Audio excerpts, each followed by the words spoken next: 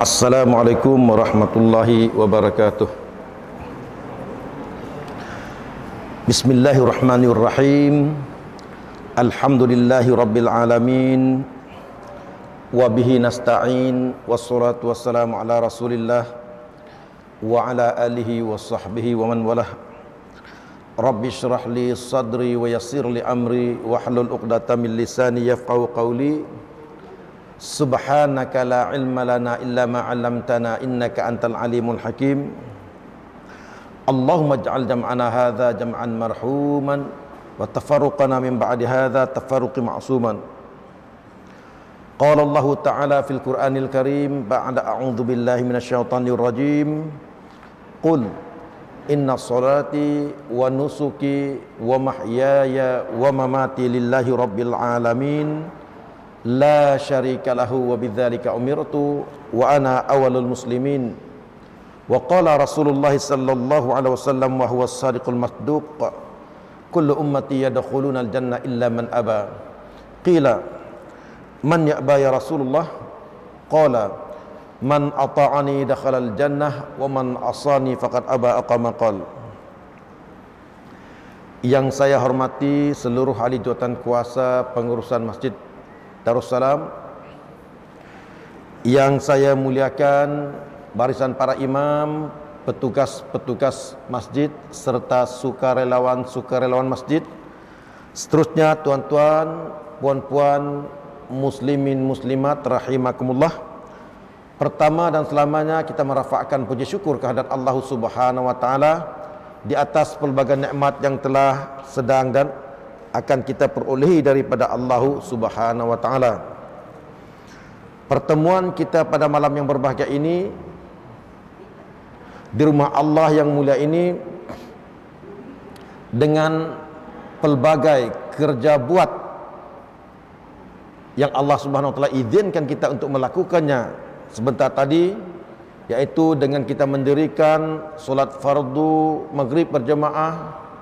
Sebelumnya kita menunaikan solat sunat, selepas daripadanya kita menunaikan juga solat sunat, dan kita berzikir, berwirid.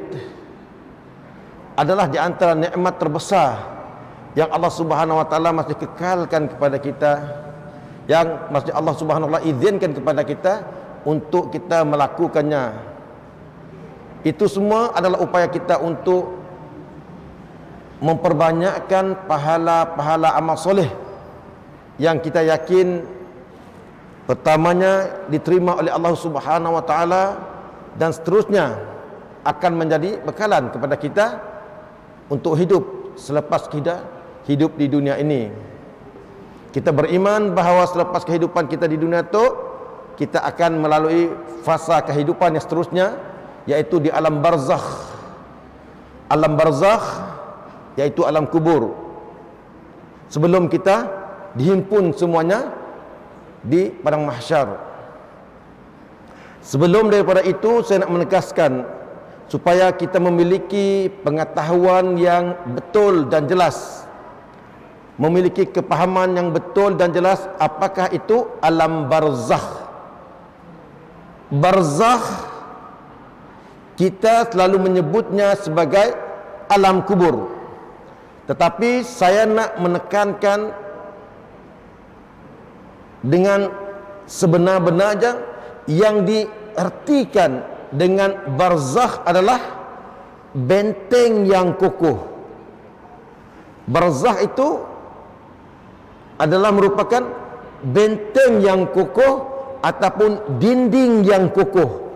Maksudnya benteng yang kokoh, dinding yang kokoh adalah di mana orang hidup, orang yang masih hidup, orang yang masih bernyawa, nyasik mungkin dapat untuk menembusi alam barzakh, nyasik dapat untuk pergi ke alam barzakh, walaupun niatnya nak ziarah, mak bapaknya dah meninggal dunia, orang tuanya meninggal dunia, saudaranya meninggal dunia, kononnya nya nak menziarahi alam barzakh untuk melihat keadaan orang yang mereka sayangi, ahli keluarga mereka yang mereka sayangi, bagaimanakah ahwal ataupun keadaan mereka di alam barzakh ataupun di alam kubur. Kita nak tengok si dapat, sebab Yang namanya barzah itu benteng yang kokoh, dinding yang kokoh, yang tidak mungkin untuk ditembusi, dimasuki ataupun dipergi oleh orang hidup. Itu yang pertama. Yang kedua, saking kokohnya dinding tersebut, orang yang telah meninggal dunia,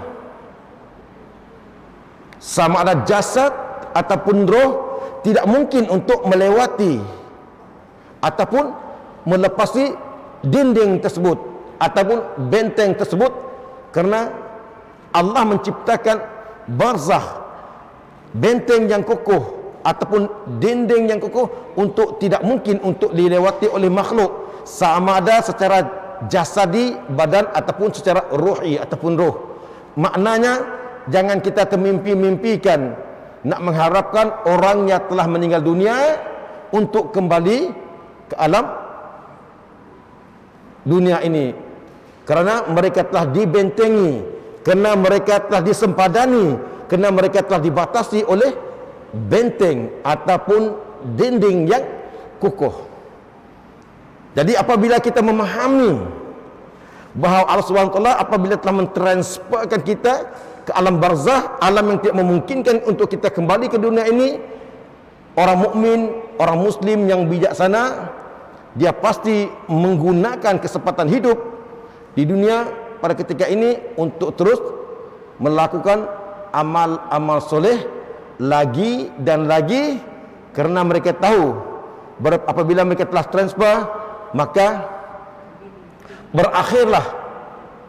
berakhirlah kesempatan mereka untuk melakukan kerja buat di dunia ini ataupun upaya mereka untuk mengumpul amal-amal soleh. Si ada lagi cerita sembahyang, si ada lagi cerita puasa, si ada lagi cerita sedekah dan lain-lain amal soleh ataupun amal-amal ibadah. Saya mengulangi, di pertemuan yang lepas saya ada madah ibadah di dalam Islam ada 3. Yang pertama, modalnya besar dan perlaksanaannya susah, macam maulah masjid, macam pergi haji. Bila kita dah transfer, amal ibadah yang paling besar pun kita tak mampu buat. Ibadah nombor 2, modalnya kecil tetapi pelaksanaannya susah. Apa contohnya?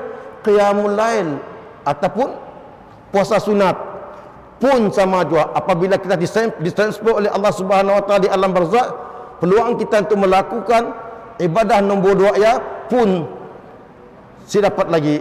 Dan yang terakhir, ibadah nombor 3, modalnya kecil dan pelaksanaan yang pun mudah. Seperti apa? Zikir. Kita berzikir. Seperti apa? Kita beristighfar. Seperti apa? Kita memberi salam. Seperti apa? Kita berdoa dan lain-lain amal-amal soleh, amal-amal ibadah yang kecil pun ketika itu terputuslah peluang dan kesempatan untuk kita melakukannya, walaupun ringan, walaupun kecil, walaupun mudah amalan tersebut. Saya ulangi, 3 ibadah di dalam Islam, modalnya besar, pelaksanaannya susah. Yang kedua, modalnya kecil, pelaksanaannya susah. Dan yang ketiga, modalnya kecil, pelaksanaannya mudah. Bila kita dah transfer, bila kita dah dipencenkan sebagai manusia, maka ada lagi kesempatan kita untuk mengumpul walaupun sekecil-kecil pahala, walaupun sekecil-kecil amal soleh, kecuali 3 perkara yang disebutkan secara jelas oleh baginda Nabi Muhammad sallallahu alaihi wasallam. Apabila seorang hamba Allah itu mati, putuslah talian hayatnya, putuslah peluang dan kesempatan kepadanya untuk menambah pahala amal soleh, kecuali 3, yaitu sedekah jariah. Yang kedua, doa anak yang soleh. Yang ketiga, ilmu yang bermanfaat. Jadi apabila kita dah tahu dan faham, bila kita meninggal, ada lagi peluang untuk kita memperbanyakkan amal soleh, maka kita tahu 3 benda tu masih menjadi talian hayat pahala-pahala kita apabila kita berada di alam barzakh nanti, yaitu sedekah jariah, doa anak yang saleh, kemudian ilmu yang bermanfaat. Gunakan apa yang ada pada kita ketika ini untuk mengumpul terus amal pahala. Simple, di tangan kita kena tengok semua ada handphone. Almost kata orang putih, hampir semua di tangan kita ada handphone. Gunakan handphone dia dengan sebaik mungkin untuk menjana pendapatan yang berupa amal soleh yang dapat digunakan untuk kehidupan akhirat kelak. Banyak. Kita pandai berkaut, kita copy paste message yang baik, kita send dalam WhatsApp, send dalam Facebook. Insya-Allah ya kelak akan kekal dan dapat kita mendapat saham daripada kerja buat kita tersebut, nasihat-nasihat yang baik, perkongsian-perkongsian yang baik, yang apabila orang membaca, orang mengamalkannya, kita juga akan mendapat saham-saham daripada usaha tersebut, walaupun usaha tersebut kelihatannya kecil, kelihatan nothing, dan kita merasa kita ordinary people, kita bukan siapa-siapa, tapi kita berdakwah juga menggunakan handphone yang ada di tangan kita. Kita bukan seorang ulama yang hebat, bukan seorang ustaz yang hebat, bukan seorang tuan guru, bukan siapa-siapa, tetapi di dalam Islam Allah Subhanahu wa taala memberi peluang dan kesempatan kepada semua untuk mengambil bahagian dalam usaha-usaha dakwah ataupun kerja dakwah. Dakwah bukan kerja ulama sahaja, dakwah bukan kerja tok guru sahaja, dakwah bukan kerja ustaz-ustaz sahaja, tetapi selagi kita namanya orang muslim, orang mukmin, maka tanggungjawab dakwah, taklifnya dipikul di bahu kita. Jadi jangan kita mandang rendah dengan orang lain. Nyanun bukan ustaz, pandai-pandai je Isa. Tu cerita dakwah bukan cerita ustaz. Cerita dakwah adalah tanggungjawab semua mereka yang mengucapkan la ilaha illallah Muhammadur Rasulullah. Bila kita mengucap dua kalimah syahadah, kita menjadi seorang muslim, kita menjadi seorang mukmin, maka ketika itu tanggungjawab dakwah telah terpikul di bahu kita. Sama ada kita berada di barisan hadapan, barisan pertengahan ataupun di belakang. Sama ada kita bercakap ataupun sama ada kita berdakwah menggunakan apa? Bilhal. Dakwah bilhal maksudnya melalui sikap, melalui akhlak, melalui kerja buat kita. Bahkan kadang-kadang ada orang yang pandai bercakap tapi slow dalam kerja buat. Ada orang yang amin nak taub, tapi bab gotong royongnya paling depan. Padahal besok ada program untuk membersih, untuk mengemas masjid surau, nya paling depan. Jadi orang dapat mengambil pelajaran, orang boleh dapat contoh sikap yang baik daripadanya. Rajin dalam bekerja, rajin dalam melakukan hal-hal kebaikan. Sebabnya di dalam Islam apabila seorang sahabat bertanya kepada Nabi, siapakah orang yang paling baik? Nabi ditanya siapakah orang yang paling baik, maka Nabi madah, oh orang yang paling baik adalah ulama, orang yang paling baik adalah tok guru, orang yang paling baik ustaz, seadanya madah, orang yang paling baik pengurusi, Bilal, imam, merebut, jemaah asik. Nabi memberi satu garis panduan kepada kita untuk menilai seseorang itu baik ataupun tidak baik. Nabi menyebut khairun nas anfa'uhum linnas. Apa maksudnya? Sebaik-baik manusia orang yang memberi manfaat kepada orang lain, orang yang bermanfaat kepada orang lain. Kita nanggah saudara kita di belakang nun, abang naik kita banyak pahalanya mengajak orang membaca Iqra dan Al-Quran. Nya orang yang terbaik kata Nabi, bukan Ustaz Tabu madah, tapi Nabi yang madah. Sebab apa? Nya bermanfaat, nya memberi manfaat kepada orang lain dengan mengajar, dengan membimbing orang membaca Iqra dan Al-Quran. Nya termasuk dalam golongan orang-orang yang baik, kena nya memberi manfaat kepada orang lain. Clear? Nabi ditanya siapakah orang yang terbaik? Nabi menyebut khairun nas anfa'uhum linnas, sebaik-baik manusia orang yang memberi manfaat kepada orang lain. Sekiranya ustaz, sekiranya pengurusi, sekiranya merebut, sekiranya AJK, sekiranya Bilal, sekiranya imam, sekiranya siapa-siapa, bila kita dalam kehidupan kita menjadi orang yang memberi manfaat kepada orang lain, percayalah Allah akan menghimpunkan kita bersama golongan mereka yang disebut oleh Nabi orang-orang yang terbaik. Jadi maknanya di situ peluang dan ruang luas dibuka oleh Allah Subhanahu wa taala untuk kita menempatkan diri kita untuk menjadi orang-orang yang baik, dengan syarat kita memberi manfaat kepada orang lain. Dan untuk melayakkan kita menjadi orang yang bermanfaat kepada orang lain, by hook by crook, kita kena memberi ilmu, bukan memiliki ilmu. Di dalam satu hadis disebut, man arada dunya fa alaihi bil ilmi, man arada al akhirah fa alaihi bil ilmi, wa man aradahuma fa alaihi bil ilmi. Maksudnya, barang siapa yang nak sukses di dunia, by hook by crook, nya kena ada ilmu. Barang siapa yang nak sukses di akhirat, nya mesti kena ada ilmu. Saya ulangi, Nabi menyebut siapa yang nak sukses di dunia, siapa yang nak berjaya di dunia, nya kena ada ilmu. Nabi menyebut barang siapa nak berjaya di akhirat, nya kena ada ilmu. Nabi melanjutkan, siapa nak berjaya dunia dan akhirat, nya kena ada ilmu. Bila kita disebut pasal ilmu, jangan terbayang dulu PhD, master, ijazah di rumah.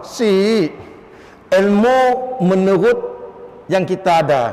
Kita ada ilmu perniagaan, di sia kita berperanan sebagai peniaga yang baik. Kita ada ilmu pendidikan, di sia kita berfungsi, berperan sebagai pendidik yang baik. Kita sebagai ketua yang memiliki ilmu kepimpinan, di sia kita berperanan menjadi orang yang baik memimpin umat ataupun masyarakat. Maknanya tadi sekira siapa kita.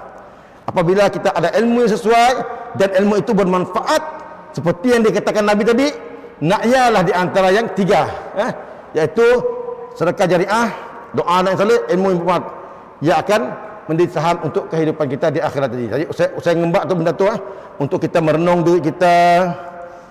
Kalau kita ada ilmu, tingkatkan lagi. Kalau kita tidak ada ilmu, berusaha untuk kita memiliki ilmu. Handphone di tangan. Bila handphone di tangan, maknanya kita boleh mencari pelbagai maklumat, dan maklumat itu harus ditapis, harus diluruskan oleh guru-guru yang mursyid. Kita kena tuk dengan macam-macam maklumat ataupun ilmu yang kadang-kadang kita mudah untuk faham, kadang-kadang ilmu yang kadang kita si berapa clear. Jadi perlulah kita berguru juga. Kini itu senang, tinggal malu atau pusing malu lagi. Kita boleh merujuk dengan Sidat Jais, kita boleh merujuk dengan Sidat Jabatan Mufti, kita boleh merujuk dengan ustaz-ustaz yang kita rasa boleh untuk kita ajak beri panduan, atau kita boleh menjadikan mereka pembimbing kita dalam masalah kehidupan kita. Biasanya ada 3 masalah yang akan berlega dalam kehidupan kita. Pertama, masalah akidah, yang kedua masalah ibadah, yang ketiga masalah akhlak. Kita boleh melengkapkan diri kita dengan ketiga-tiga ilmu tersebut, ilmu akidah, ilmu ibadah dan juga ilmu akhlak.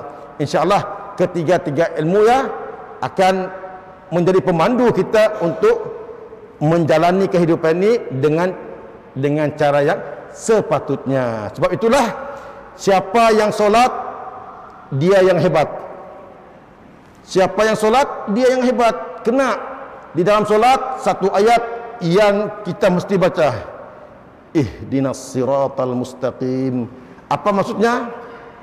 Walaupun kita dah tahu kadang-kadang satu isu, tapi kita masih lagi merendah diri kita kepada Allah SWT, minta kepada Allah untuk kita ditunjuki jalan yang lurus, ditunjuki jalan yang lurus. Apa maksud jalan yang lurus? Kita minta maklumat yang betul, maklumat yang betul tentang 3 hal tadi. Betul dalam berakidah, betul dalam beribadah, dan seterusnya betul dalam berakhlak.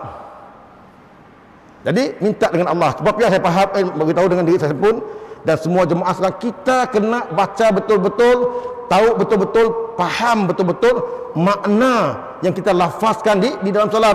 Nya bukan sekadar rukun membaca surah Al-Fatihah dan ayat ihdinas siratal mustaqim, bukan sekadar rukun, tetapi itu perlu kita pahami dengan betul-betul dan kita melafazkan yang betul-betul dengan penuh kerendahan hati dan penuh pengharapan.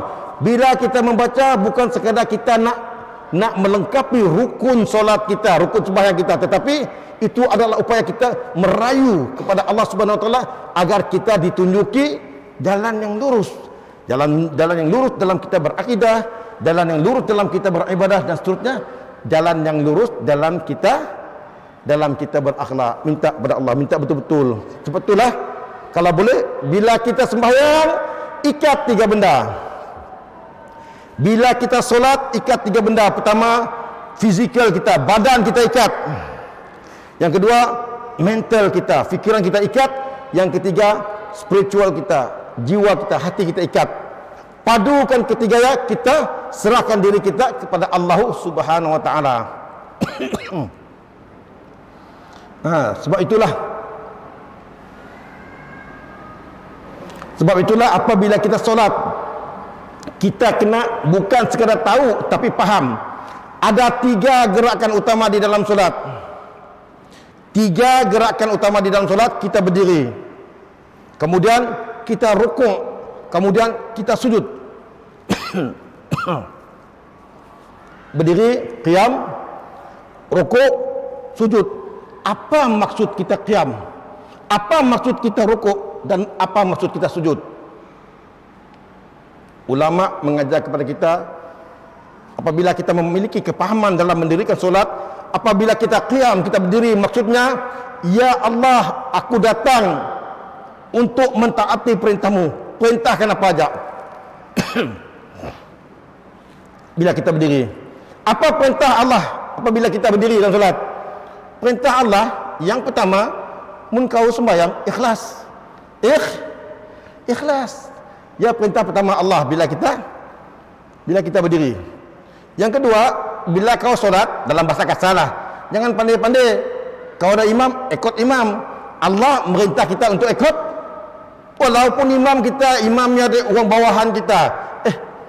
Saya ada apa-apa imamnya. Jangan kita samseng-samseng nak mendahului imam. Jangan kita sampai-sampai samseng-samseng dan tidak menghormati, tidak memuliakan imam. Sebab bila kita berdiri, kita menyerah diri kepada Allah untuk kita mentaati perintah Allah Subhanahu Wa Taala. Saya ulangi, perintah pertama Allah yaitu supaya kita mengikhlaskan dalam kerja kita, yaitu mendirikan solat. Itu yang pertama. Yang kedua, kita bersedia untuk mengikut perintah Allah, untuk follow imam. Okey. Ya, maksudnya secara umumnya kita berdiri, kita menyerah diri kepada Allah. Kita rukuk. Apa maksud kita rukuk? Kita rukuk maksudnya, ya Allah, aku merendahkan diri di hadapan-Mu ya Allah. Aku merendahkan diri di hadapan-Mu ya Allah. Kita rukuk supaya membuangkan rasa ego, rasa bengkeng kita. Dan kita sujud maksudnya, ya Allah, aku menghinakan diri di hadapan-Mu ya Allah. Aku menghinakan diriku di hadapan-Mu ya Allah, walaupun aku raja, walaupun aku sultan, walaupun aku agung, walaupun aku PM, walaupun aku CM, walaupun aku menteri, walaupun aku ulama, walaupun aku siapa-siapa. Aku datang bila kita sujud, dalam hati kita mudah, aku menghinakan diri di hadapan-Mu ya Allah. Pangkat buang, derajat buang, kedudukan buang, jabatan buang. Apabila kita sujud kepada Allah Subhanahu Wa Taala, kita faham kita adalah manusia yang hina, yang diciptakan daripada setitis air yang hina. Ya, maksud apabila kita sujud. Saya ulangi, qiyamnya kita, berdirinya kita, maksudnya kita mengikrar, tapi tidak dizahirkan, tidak dilapaskan. Ikrar, ya Allah, ya Tuhanku, aku datang menyerah diri kepada-Mu ya Allah. Perintahkan kepadaku apa aja aku akan taat. Jadi dua perintah utama di dalam solat tadi. Pertama, ikhlaskan diri untuk sembahyang. Yang kedua, jangan bengking-bengking, follow imam. Kami kadang-kadang si cun juk solat kami, si cun macam ni kadang-kadang tetangga. Ada aja orang sekoh-sekoh. Belum apa-apa imam nak rokoknya laju daripada imam. Nya nak pergi sini. Selagi imam simi salam si dapat kita mutong imam. Kadang-kadang bangkit daripada apa? Daripada rokok pun kadang-kadang. Sengaut gila. Sebabnya apabila kita solat, kita bukan dituntut untuk tahu, tetapi dituntut untuk faham. Tahu dengan faham dua benda yang berbeza.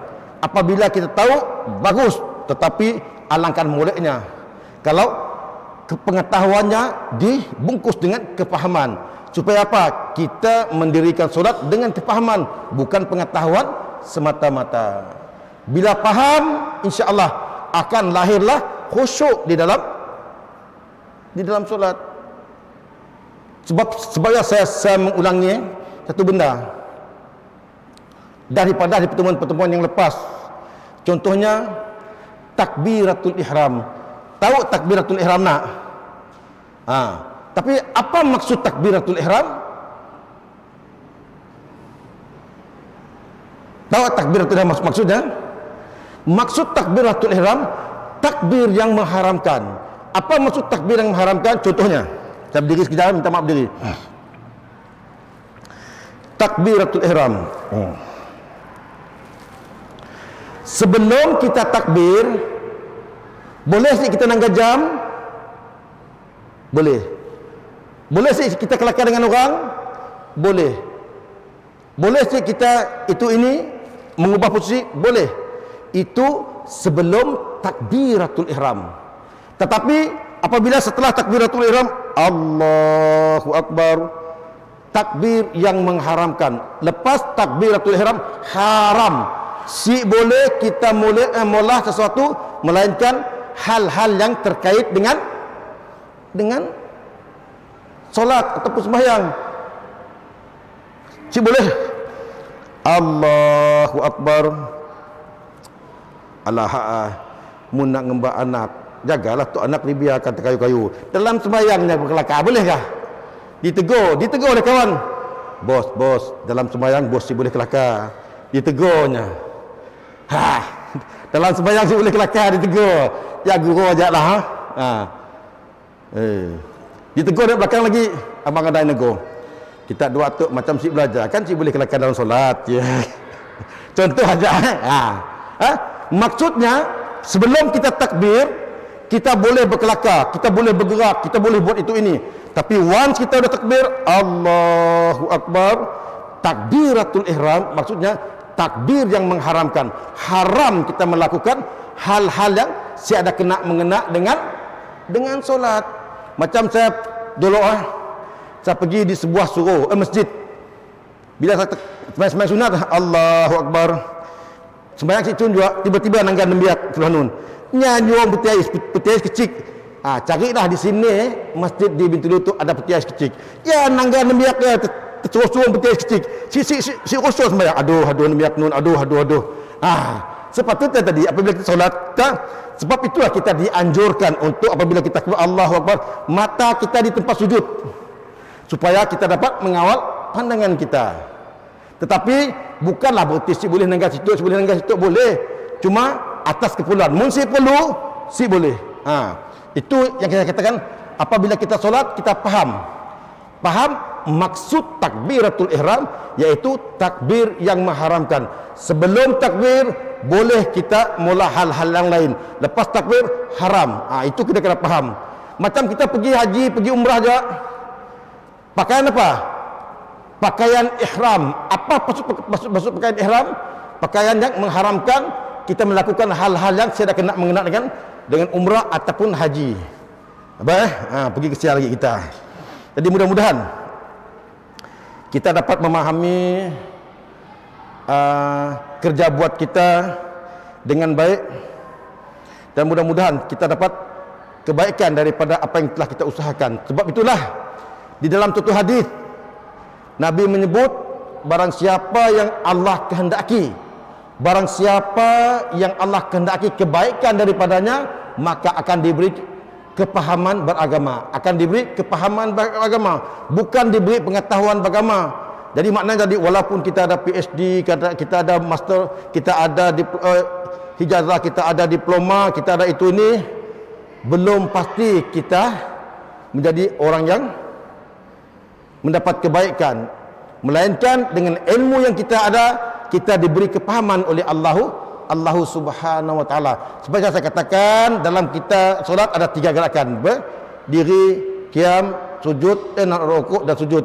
Kita faham bahawa semuanya ada maksud dan kehendak yang Allah Subhanahu wa taala tetapkan untuk kita mengetahui dan memahaminya. Baik, insyaallah kita terus mengutip lagi apa yang dikatakan oleh yang berbahagia Ustaz Datuk Abu Hasanuddin Al-Hafiz. Baik, di dalam satu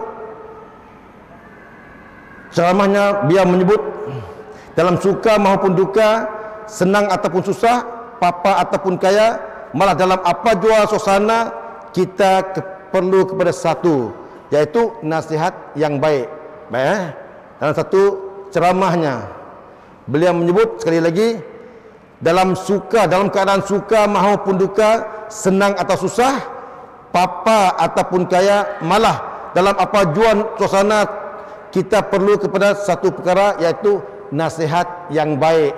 Dalam kehidupan tu ada pasangan, ada besar, ada kecil, ada cantik, ada huduh, ada pandai, ada bodoh. Demikian disebut di situ apa? Ada baik, ada yang tidak baik. Demikian juga dengan nasihat.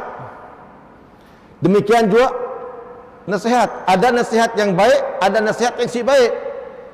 Kadang-kadang kita dengarkan orang memberi nasihat yang baik. Kadang-kadang orang memberi nasihat dan motivasi yang si baik.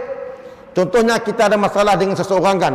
Mungkin dengan orang tua kita, mak bapak kita, mungkin dengan pasangan kita, mungkin dengan anak-anak kita, mungkin dengan keluarga adik-beradik kita, mungkin dengan jiran-jiran kita, mungkin dengan siapa-siapa saja kita jumpa dengan orang minta pendapat, minta pandangan kita. Saya tu ada masalah sikit dengan itu. Ada orang yang akan memberi nasihat yang baik dengan kita. Oh, macam tu yang perlu kau buat, insya-Allah boleh settle. Ada orang bila diminta nasihat, nya jadi batu api lagi. Jangan kau buat muka dengannya ya. Bantai aja.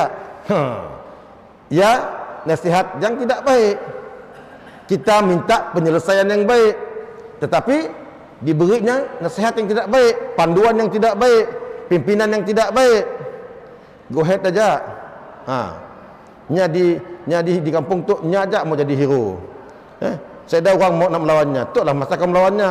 Kau ngam melawannya. Wah, kau ngam melawannya. Di adu dombanya kita, disabung-sabungnya kita. Walaupun kita mempunyai kekuatan dan kemampuan untuk melawan orang tersebut, tetapi kita sebenarnya minta nasihat yang baik. Tiba-tiba diberinya jalan yang hitam, jalan yang sicun. Saya ulangi, dalam kehidupan tu apa keadaan sekalipun, kita mesti memerlukan nasihat yang baik. Okey, kita ambil contoh. Mun kita kaya, kita perlu nasihat yang baik. Supaya kita apa? Mun seseorang yang kaya, kita beri nasihat yang baik dengannya supaya dia bersyukur. Betul tak? Kita apabila Allah beri lebihan rezeki, dilapangkan rezeki dengan kita berbentuk wang ringgit, harta benda, itu ini, kita nasihatkannya supaya dia bersyukur. Bersyukur macam ni? Bersyukur dengan kita nyuruhnya menggunakan nikmat rezeki itu kepada hal-hal yang sepatutnya. You ada duit lebih, okey, better you bersedekah, better you tangga mak bapak you. Mak bapak you perlu apa-apa dalam kehidupan tu, you entertain mereka dulu. You santuni mereka dulu.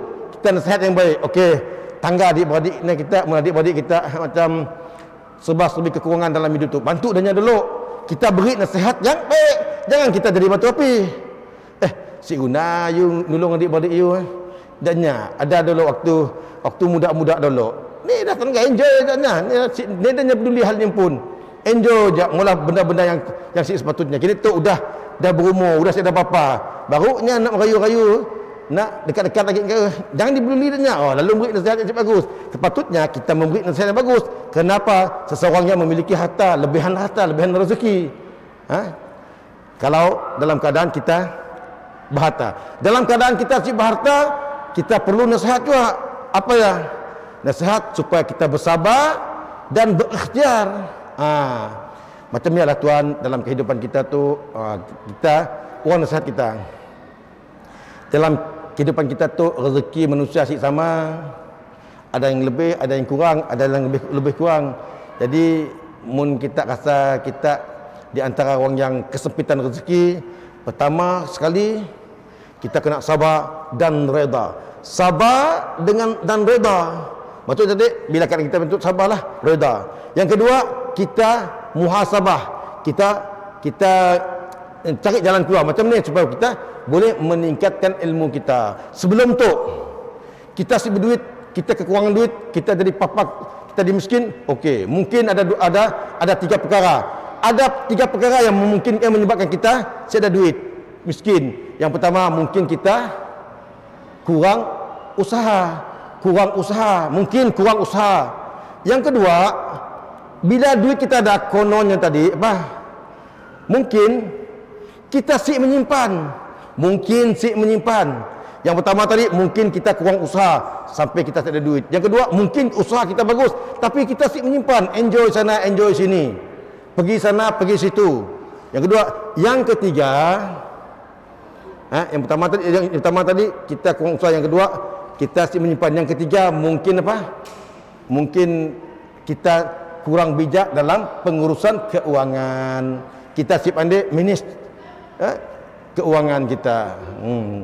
Ya, kadang-kadang ada 2 orang minta maaf mudah terkenaan kita, orang minta maaf lah. Ada seorang hamba Allah nya di Bintulu tu dapat pergi haji, padahal yang jual kuih aja. Jual kuih tu keluarga terdekat kami orang lah. Minta maaf je lah. Ada yang kerja bagus, kata kita lah, pegawai itu, pegawai ini, sampai gitu hari. Cuma kita sangka baik je lah, belum rezeki Allah beri dengannya untuk meninjak kaki ke tanah suci. Tapi apa yang ada tadi, walaupunnya kerja biasa-biasa saja, manage duit.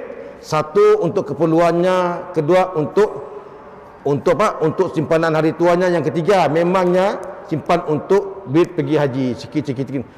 Dan alhamdulillah berpuluh tahunnya mula dapat juga menunaikan haji. Jadi maknanya tadi, bila kita dalam keadaan lebihan rezeki ada, macam tu nasihat yang kita perlukan. Dalam keadaan kita ada rezeki, kekurangan rezeki, kesempatan rezeki, macam tu nasihat yang kita perlukan. Sebab tu yang berbahagia Ustaz Datuk Abu Hasanuddin Al-Hafiz Madah, dalam keadaan kita senang kita perlu kepada nasihat, dalam keadaan kita susah pun kita perlu kepada nasihat. Sebab dalam satu hadis Nabi menyebut ad-dinu nasihah, agama itu nasihat. Dan insyaAllah kalau ada kesempatan di pertemuan yang akan datang, kita akan membicarakan, kita akan mengupaskan apakah maksud dan kehendak daripada hadis Nabi yang berbunyi ad-dinu nasihah, agama itu adalah nasihat. Wallahu alam. Terima kasih di atas segala perhatian, mohon maaf atas kekurangan. Yang baik dan benar daripada Allah Subhanahu wa taala, yang mungkin tidak sampai penyampaian adalah kelemahan diri saya sendiri. Ala kulli hal, mudah-mudahan kita mendapat manfaat daripada perkongsian yang kita buat pada ketika dan saat ini, pada malam ini. Assalamualaikum warahmatullahi wabarakatuh.